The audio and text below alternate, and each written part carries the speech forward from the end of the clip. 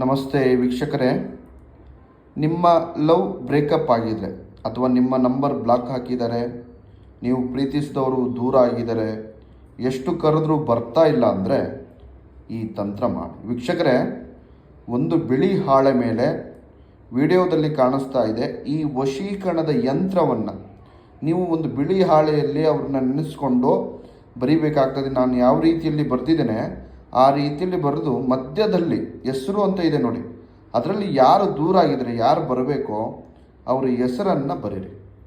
ಬರೆದುಬಿಟ್ಟು ವೀಕ್ಷಕರೇ, ಈ ಎಲ್ಲ ಬೀಜ ಮಂತ್ರಗಳನ್ನು ಬರೀಬೇಕು.